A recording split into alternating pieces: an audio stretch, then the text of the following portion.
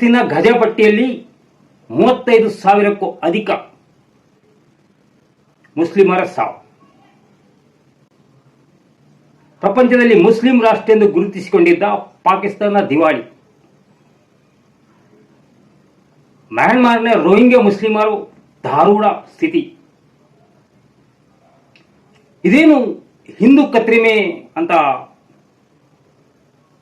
Title ಕೊಟ್ಟು ಮುಸ್ಲಿಮರ ಬಗ್ಗೆ ಮಾತನಾಡ್ತಿದ್ದಾನೆ ಅಂತ ಅಂದ್ಕೊಂಡಿದ್ರ? ಎಲ್ಲ ಒಂದಕ್ಕೊಂದು ಲಿಂಕ್ ಇದೆ. ನಮ್ಮ ರಾಜ್ಯದಲ್ಲಿ ಮೊನ್ನೆ ಒಂದು ಕೊಲೆ ಪ್ರಕರಣ ನಡೆಯಿತು. ಮುಸ್ಲಿಂ ಹುಡುಗರಿಂದ ಹಿಂದೂ ಹುಡುಗಿಯ ಕೊಲೆ ಪ್ರಕರಣ.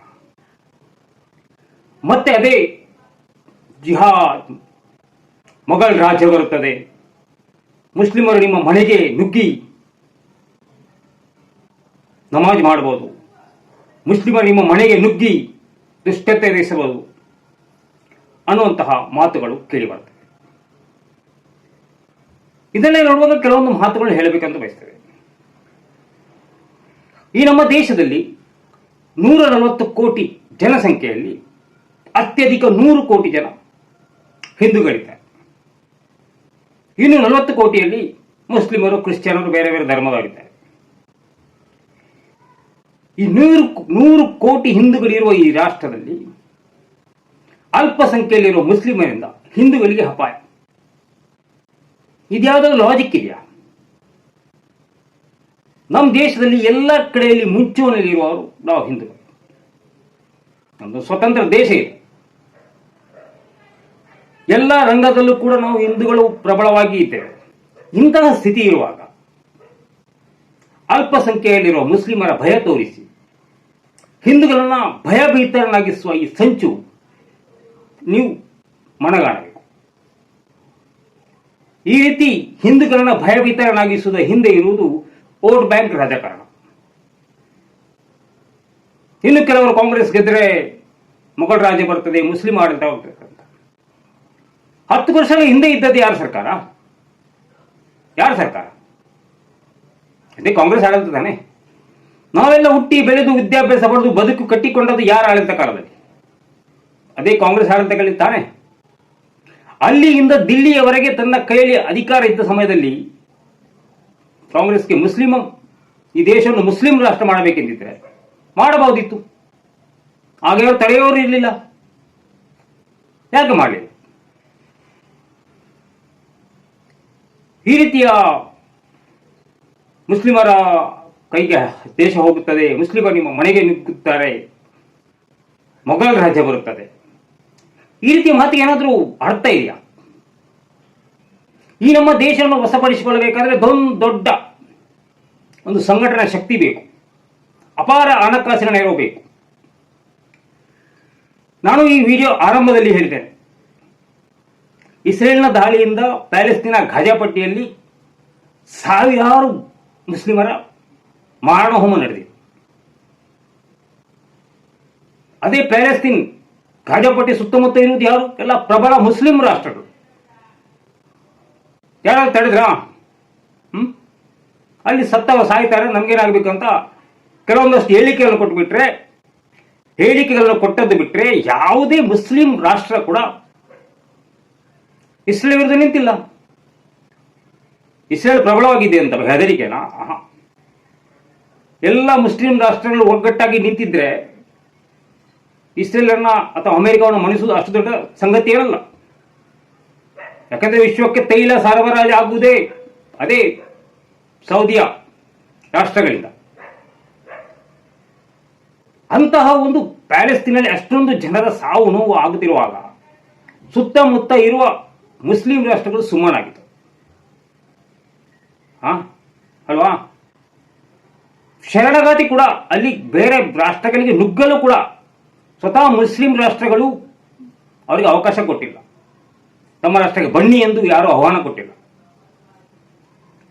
ಇನ್ನು ಪಾಕಿಸ್ತಾನ ಮುಸ್ಲಿಂ ರಾಷ್ಟ್ರ ದಿವಾಳಿಯಾಗಿದೆ. ವಿಶ್ವದ ಯಾವುದೇ ಶ್ರೀಮಂತ ಮುಸ್ಲಿಂ ರಾಷ್ಟ್ರಗಳು ಪಾಕಿಸ್ತಾನಕ್ಕೆ ನೆರವು ಹೇಳುವ ಮುಂದೆ ಬಂದ್ರಾ?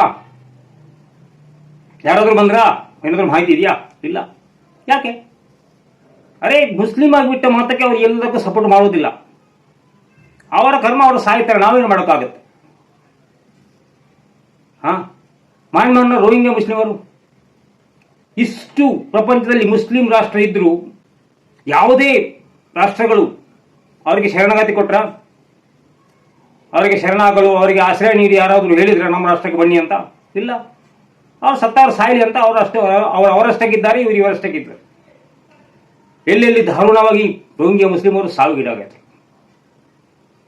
ಇದನ್ನೆಲ್ಲ ಯಾಕೆ ಹೇಳೋದಂದ್ರೆ, ನಮ್ಮ ದೇಶದಲ್ಲಿ ಇರುವ ಅಲ್ಪಸಂಖ್ಯಾತ ಮುಸ್ಲಿಮರು ಈ ಬಹುಸಂಖ್ಯಾತ ಹಿಂದೂಗಳ ಮೇಲೆ ಹಿಡಿತ ಸಾಧಿಸಬೇಕಾದ್ರೆ ಅತ್ಯಂತ ದೊಡ್ಡ ರೀತಿಯಲ್ಲಿ ಸೈನಿಕ ಬಲ, ಆರ್ಥಿಕ ಬಲ ಎಲ್ಲ ಬೇಕು. ಯಾರು ಕೊಡ್ತಾರೆ?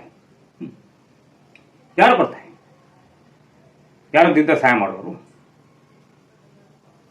ಒಂದು ಪುಟ್ಟ ರಾಷ್ಟ್ರ ಉಕ್ರೇನ್ ಮೇಲೆ ಬಲಿಷ್ಠ ರಾಷ್ಟ್ರ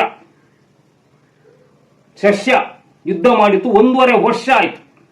ಆ ಒಂದು ಪುಟ್ಟ ರಾಷ್ಟ್ರವನ್ನು ಸೋಲಿಸಲಾಗಲಿಲ್ಲ. ಅಂಥದ್ರಲ್ಲಿ ನಮ್ಮದು ವಿಶ್ವದಲ್ಲಿ 4ನೇ ಅತಿ ದೊಡ್ಡ ಮಿಲಿಟರಿ ಶಕ್ತಿ ಇರುವ ದೇಶ. ಪೊಲೀಸ್ ವ್ಯವಸ್ಥೆ ಎಷ್ಟು ದೊಡ್ಡ, 100 ಕೋಟಿ ಹಿಂದೂಗಳಿದ್ದಾರೆ. ಇಷ್ಟೆಲ್ಲ ಇರುವಾಗ ನಮ್ಮ ದೇಶ ಮುಸ್ಲಿಂ ರಾಷ್ಟ್ರ ಆಗ್ತದೆ, ಮಗಳ ಹಳೆತ ಬರ್ತದೆ ಎಂಬ ಭಯ ಹುಟ್ಟಿಸೋದಿದೆಲ್ಲ. ಇದೆಲ್ಲ ಹಿಂದೂಗಳನ್ನು ಹೇಡಿಗಳನ್ನಾಗಿ ಮಾಡುವ ಕೆಲಸ. ಇದೆಲ್ಲ ಸಾಧ್ಯವಾ?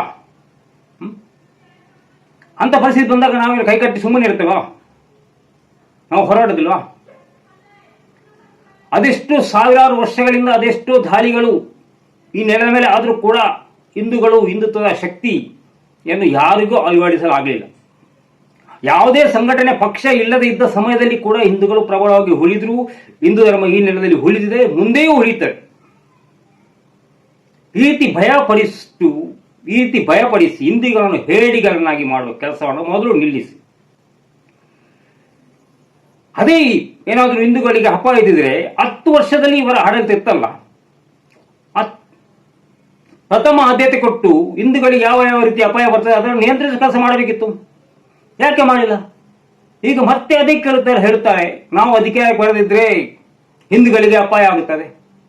10 ವರ್ಷ ನಿಮ್ಮಲ್ಲಿ ಅಧಿಕಾರ ಇತ್ತಲ್ಲ, ಯಾಕೆ ಹಿಂದೂಗಳಿಗೆ ಬರೋ ಅಪಾಯವನ್ನು ನೀವು ಗುರುತಿಸಿ ಅದನ್ನು ನಿಯಂತ್ರಿಸಲು ಸಾಧ್ಯವಾಗಿಲ್ಲ ನಿಮಗೆ?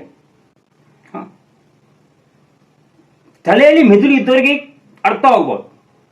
ಇವರು ಹಿಂದೂಗಳ ಹಿತದೃಷ್ಟಿಗೆಲ್ಲ ತಮ್ಮ ಕೈಯಲ್ಲಿ ಅಧಿಕಾರ ತಪ್ಪುತ್ತದೆ, ತಮ್ಮ ಕೈಯಿಂದ ಅಧಿಕಾರ ತಪ್ಪುತ್ತದೆ ಎಂದು ಹಿಂದೂಗಳಲ್ಲಿ ಭಯ ಹುಟ್ಟು ಹಾಕಿ ತಮ್ಮ ಅಧಿಕಾರವನ್ನು ಗಟ್ಟಿ ಮಾಡಿಕೊಳ್ಳಲು ಪ್ರಯತ್ನ ಮಾಡ್ತಿದ್ದಾರೆ. ಈ ದೇಶದಲ್ಲಿ ಹಿಂದೂಗಳನ್ನ ಯಾರು ಏನು ಮಾಡೋಕ್ಕೆ ಸಾಧ್ಯ ಇಲ್ಲ. ಎಲ್ಲ ರಂಗದಲ್ಲಿ ನಾವು ಪ್ರಮುಖ ಮುಂಚೂಣಿಯಲ್ಲಿ ಇದ್ದೇವೆ.